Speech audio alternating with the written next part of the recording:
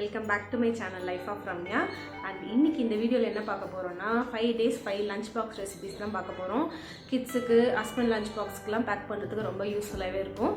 எல்லாமே பார்த்திங்கன்னா ரொம்ப சிம்பிளாகவும் ஈஸியாகவும் டேஸ்டியாகவும் டேஸ்டியாகவும் இருக்கும். இந்த ரெசிபிஸ் எல்லாம் கண்டிப்பாக ட்ரை பண்ணி பாருங்கள். இது எப்படி பண்ணுறதுன்னு வீடியோக்குள்ளே போய் பார்க்கலாம். வாங்க போகலாம். ஃபஸ்ட் நம்ம பார்க்க போகிற ரெசிபி என்னென்னு பார்த்தீங்கன்னா சென்னா ரைஸ் தான். அது எப்படி பண்ணுறதுன்னு பார்க்கலாம். ஃபஸ்ட் நான் சென்னா வேக போட்டுட்டேன். ஒரு 3-4 விசில் விட்டு எடுத்துக்கிட்டேன். அது ஃபஸ்ட்டு கடாய் வச்சுட்டு 2 tablespoon ஆயில் சேர்த்துக்கிட்டேன். அதில் ஸ்பைசஸ்லாம் ஆட் பண்ணிவிட்டு 2 மீடியம் சைஸ் ஆனியனை சேர்த்துக்கிட்டு நல்லா வதக்கணும். இது கிட்டத்தட்ட பார்த்திங்கன்னா ஒரு பிரியாணி டேஸ்ட்டில் தான் இருக்கும். ஸோ அதே ப்ரொசீஜர் தான். அப்புறம் பார்த்திங்கன்னா நான் ஒரு 3 பச்சை மிளகா சேர்த்துக்கிறேன். காரத்துக்கு ஏற்ற மாதிரி நீங்கள் சேர்த்துக்கலாம். வெங்காயம் நல்லா வதங்கின பிறகு ஒரு கைப்பிடி புதினாவை நான் சேர்த்துக்கிறேன். புதினாவும் சேர்த்துட்டு நல்லா வதங்கணும். இஞ்சி பூண்டு பேஸ்ட் போகிறதுக்கு முன்னாடியே புதினாவை போட்டால் நல்லாவே இருக்கும். ஃப்ளேவர் நல்லா இறங்கும். நெக்ஸ்ட்டு ஒரு டேபிள்ஸ்பூன் ஜிஞ்சர் கார்லிக் பேஸ்ட் நான் சேர்த்துக்கிறேன். அது நல்லா வதங்கின பிறகு 2 மீடியம் சைஸ் தக்காளியும் நான் அதில் ஆட் பண்ணிக்கிறேன். ஆட் பண்ணிவிட்டு எல்லாமே நல்லா வதங்கி வரணும். அதுக்கப்புறம் கொஞ்சமாக மஞ்சத்தூள், 1 டீஸ்பூன் மிளகாத்தூள் சேர்த்துட்டு நல்லா வதக்கணும். அப்புறம் ஒரு 50 ml தயிர் நான் அதில் சேர்த்துக்கிறேன். ஏன்னா பிரியாணிக்கு இந்த தயிர் ஃப்ளேவர் தான் நல்லாவே டேஸ்ட் கொடுக்கும். அதே ப்ரொசீஜர் தான் நம்ம இங்கேயும் ஃபாலோ பண்ணுறோம். தயிர் சேர்த்துட்டு நல்லா இந்த மாதிரி வெந்து வரணும். வந்த பிறகு நான் வேக வச்சு வச்சுருக்க சென்னாவும் நான் இதில் சேர்த்துக்கிறேன். சென்னாவும் நல்லா சேர்த்துட்டு நல்லா கிளறி விட்டுட்டு தேவையான அளவு தண்ணி, எவ்வளோ தண்ணி, இப்போ நான் 1 டம்ளர் அரிசி எடுத்திருக்கேன். இப்போ நான் தம் போட போகிறதுனால 2 டம்ளர் தண்ணி நான் ஆட் பண்ணிக்கிறேன். இதில் சென்னா வேக வச்ச தண்ணியை நம்ம சேர்த்துக்கலாம். சேர்த்துட்டு தண்ணி நல்லா கொதித்த பிறகு அரை மணி நேரம் பாஸ்மதி ரைஸ் நான் ஊற வச்சு வச்சுருக்கேன். அதை இதில் சேர்த்துக்கிறேன். சேர்த்துட்டு ஒரு 10 நிமிஷம் ஐ ஃப்ளேமில் வச்சு நல்லா கொதிக்க வைக்கணும். கொதிச்சதும் பாருங்கன்னா அரிசி ஒரு 50% வெந்துடும். வெந்த பிறகு நான் ஒரு 15 மினிட்ஸ் அப்படியே மூடி போட்டு தம் போட்டு வைப்பேன். அதுக்கு முன்னாடி கொஞ்சமாக கீயும் புதினாவும் சேர்த்துக்கிறேன். சேர்த்துட்டு இந்த ஸ்டேஜில் நான் இப்போ தம் போட போகிறேன். போட்டு ஒரு 15 மினிட்ஸ் கழித்து பார்த்தோன்னா நல்லாவே ரைஸ் பார்த்திங்கன்னா உதிரியாக நல்லா அழகாக வந்திருக்கும். இந்த ரைஸ்க்கு காம்பினேஷனாக உருளைக்கிழங்கு ஃப்ரை, முட்டை ஃப்ரை, வாழைக்காய் ஃப்ரை, அந்த மாதிரி கருணக்கிழங்கு ஃப்ரை, அப்பளம், தயிர் பச்சடி எல்லாமே இதுக்கு சூப்பராக இருக்கும். செகண்ட் பார்த்திங்கன்னா கேரட் பீஸ் ரைஸ். எனக்கு பர்சனலாக ரொம்பவே பிடிச்ச ரைஸ் இது. ஏன்னா நான் கேரட் ரைஸ், பீட்ரூட் ரைஸில் சாப்பிட மாட்டேன். இது எனக்கு ரொம்பவே பிடிச்சிருந்தது. ஃபஸ்ட்டு கடாயை வச்சுட்டு எண்ணெய் சேர்த்துட்டு கடுகு, கடலைப்பருப்பு, உளுத்தம்பருப்பு, ஒரு வெங்காயம், ஒரு 4-5 பல் பூண்டு சின்னதாக சாப் பண்ணி வச்சுருந்தேன், அதுவும் சேர்த்துக்கிட்டேன். கொஞ்சமாக கருவேப்பிலை, பச்சை மிளகா எல்லாமே சேர்த்து நல்லா வதக்கணும். நல்லா கொஞ்சமாக சால்ட்டும் நான் இந்த ஸ்டேஜில் சேர்த்துக்கிறேன். ஏன்னா ஆனியன் நல்லா வேகிறதுக்காக சால்ட் சேர்த்து நல்லா வேக வச்ச பிறகு பச்சை பட்டாணி இருக்குது பார்த்திங்களா, அந்த பச்சை பட்டாணி, ஃப்ரெஷ்ஷான பட்டாணியை நான் இந்த ஸ்டேஜில் ஆட் பண்ணிக்கிறேன். ஒரு பெரிய கேரட்டை நல்லா சீவி வச்சுருந்தேன், அதுவும் நான் சேர்த்துக்கிட்டு இப்போ தேவையான மசாலா ஐட்டம்லாம் சேர்த்துக்கலாம். கொஞ்சமாக மஞ்சள் பொடி, ஒரே ஒரு டீஸ்பூன் காஷ்மீரி மிளகாத்தூள் இருக்குல்ல, அதை நான் ஆட் பண்ணிக்கிறேன். அதுக்கப்புறம் ஒரு அரை ஸ்பூன் கரம் மசாலா சேர்த்துக்கிறேன்.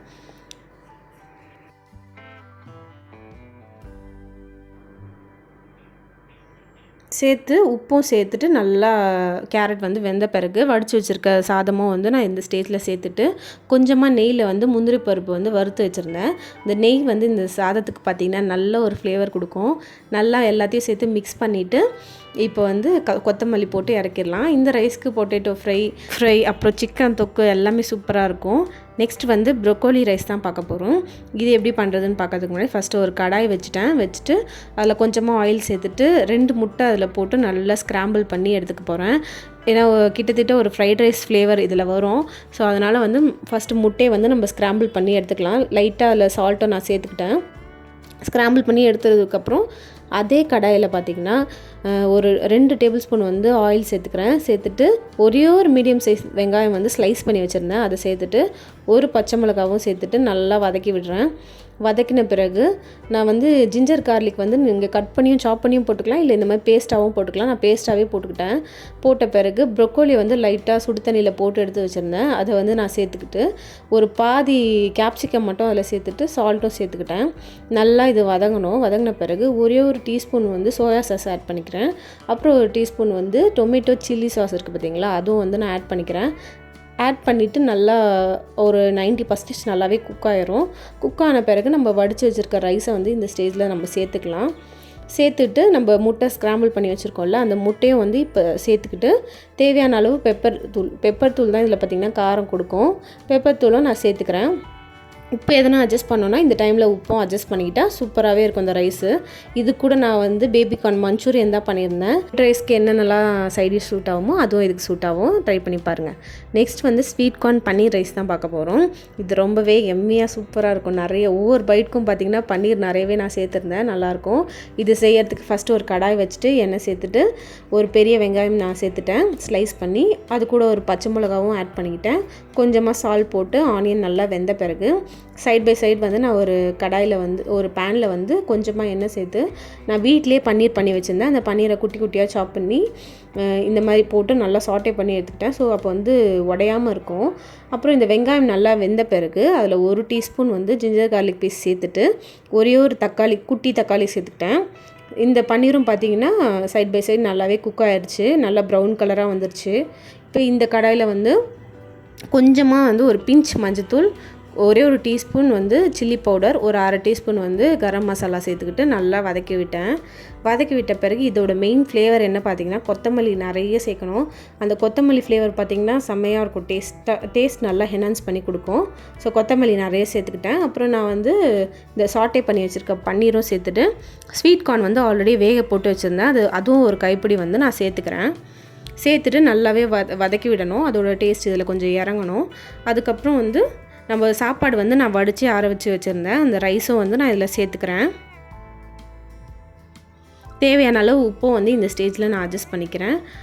நல்லா மிக்ஸ் பண்ணி விட்டுட்டு பார்த்திங்கன்னா சூப்பரான ஸ்வீட் கார்ன் பன்னீர் ரைஸ் வந்து ரெடி ஆகிடும். இதுக்கு சைடிஷ் எக்கு நல்லாயிருக்கும். காலிஃப்ளவர் பக்கோடா கூட சூப்பராக இருக்கும், நல்லாவே இருக்கும். இந்த ரைஸ் வந்து கண்டிப்பாக ட்ரை பண்ணி பாருங்கள், எம்மியாக இருக்கும். நெக்ஸ்ட்டு வந்து பேபிகார்ன் ரைஸ் தான் பார்க்க போகிறோம். பேபிகார்ன் ரைஸ் பண்ணுறதுக்கு ஃபஸ்ட்டு ஒரு கடாய் வந்து நான் வச்சுக்கிட்டேன். அதில் வந்து ஒரு 4-5 பல் வந்து பூண்டு வந்து சாப் பண்ணி வச்சுருந்தேன். அதை வந்து நான் சேர்த்துக்கிட்டு ஒரே ஒரு வெங்காயம் வந்து ஸ்லைஸ் பண்ணி வச்சுருந்தேன். அதையும் வந்து நான் இந்த ஸ்டேஜில் ஆட் பண்ணிக்கிறேன். ஆட் பண்ணிவிட்டு ஒரு 2 பச்சை மிளகா வந்து நான் கட் பண்ணி சேர்த்துக்கிட்டு இந்த வெங்காயம் வந்து நல்லா வதங்கணும். நல்லா வதங்கின பிறகு கொஞ்சமாக உப்பு சேர்த்துக்கிட்டேன். சைட் பை சைடு வந்து பேபிகார்னில் வந்து ஒரு ரா ஸ்மெல் வரும். ஸோ அதில் வந்து சுடு தண்ணியில் போட்டு எடுத்துகிட்டு சின்னதாக கட் பண்ணிவிட்டு ஒரு பேன் எடுத்துகிட்டு அதில் கொஞ்சமாக உப்பு, மஞ்சத்தூள், மிளகாத்தூள், அதுக்கப்புறம் கரம் மசாலா எல்லாம் சேர்த்துட்டு ஒரு 2 நிமிஷத்துக்கு மட்டும் அந்த பேபிகார்னை இதில் சாட்டே பண்ணி எடுத்தோன்னா இந்த ரா ஸ்மெல் வந்து வராது. அதனால் இந்த மாதிரி நான் வந்து சாட்டே பண்ணி எடுத்துக்கிட்டேன். அண்டு ரைஸ் கூட பார்க்கும்போது அது கொஞ்சம் டிஃப்ரெண்ட்டாக கொஞ்சம் கலர்ஃபுல்லாக தெரியும். அதனால தான் இதை வந்து நான் சாட்டே பண்ணி எடுத்துக்கிட்டேன். இந்த சைடு வெங்காயம் வந்து நல்லா வதங்கின பிறகு கொஞ்சமாக வந்து கேப்சிகம் சேர்த்துக்கிட்டேன். இது கூடவே வந்து நீங்கள் ஸ்வீட் கார்ன் சேர்த்துக்கலாம், பன்னீர் சேர்த்துக்கலாம், என்னென்ன மஷ்ரூம் கூட சேர்த்துக்கலாம், எல்லாமே சேர்த்துக்கலாம். அண்டு இங்கே வந்து கொஞ்சம் ஆனியன் வதங்கின பிறகு சோயா சாஸ் கொஞ்சம் சேர்த்துக்கிட்டேன், பெப்பர் பொடியும் சேர்த்துக்கிட்டேன். நல்லா வந்து வதக்கி விடணும். வதங்கின பிறகு நான் ரைஸ் வந்து வடித்து வச்சுருந்தேன். அந்த ரைஸும் வந்து நான் இதில் சேர்த்துக்கிறேன். சேர்த்துட்டு பேபிகார்ன் வந்து நம்ம சாட்டே பண்ணி வச்சிடணும்ல, அந்த பேபிகார்னும் இதில் வந்து நம்ம ஆட் பண்ணிக்கலாம். ஆட் பண்ணிவிட்டு நல்லா மிக்ஸ் பண்ணி விடணும். எல்லா சைடும் நல்லா மிக்ஸ் பண்ணி விட்டோன்னா லாஸ்ட்டாக வந்து கொத்தமல்லி இல்லை ஸ்ப்ரிங் ஆனியன் இருந்தால் நீங்கள் அது கூட சேர்த்துக்கலாம். என்கிட்ட கொத்தமல்லி இருந்தது, நான் கொத்தமல்லி சேர்த்துக்கிட்டேன். சூப்பரான பேபிகார்ன் ரைஸ் வந்து ரெடி. இது கூட சைட் டிஷ்ஷாக நான் வந்து பேபி பொட்டேட்டோ ஃப்ரை தான் பண்ணியிருந்தேன். எல்லாமே இதுக்கு பர்ஃபெக்டாக இருக்கும் சைட் டிஷ். கண்டிப்பாக ட்ரை பண்ணி பாருங்கள். அந்த சேனலை சப்ஸ்கிரைப் பண்ண எல்லாருக்குமே ரொம்ப ரொம்ப ரொம்ப தேங்க்ஸ். அண்ட் இந்த வீடியோ பிடிச்சிருந்தா லைக் பண்ணுங்கள், ஷேர் பண்ணுங்கள், கமெண்ட் பண்ணுங்கள். Thank you all.